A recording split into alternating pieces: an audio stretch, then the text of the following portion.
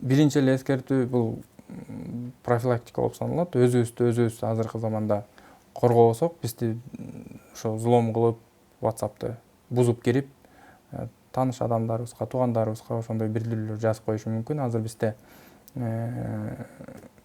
двухфакторная аутентификация деп коет. Ошол жака кирип, өзүнчө коддорду дагы кошумча коюшубуз керек. Бизди чтоб бузуп кирбеш үчүнчү.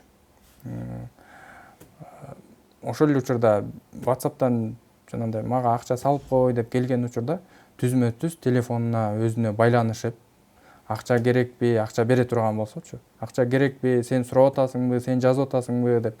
Анан ошол учурда өзүнүн эсебине, мисалы Мбанк алган болсо, өзүнүн атына салыш керек да. Ошондо өзү болгон болот да. Кээ бирөөбүз бизди жазып, мен карточкамды унутуп калдым эле, Мбанкым иштебей атат эле, могул счетко, могул эсепке салып коесузбу деген билдирүүлөр келет да. Ал жака ишенбестен өзүнө чалып такташ керек дагы, өзүнө салганга аракет кылыш керек. Өзүндөгү эсеп болбосо анда салбай эле койгон туура да, алданып калбаш үчүн.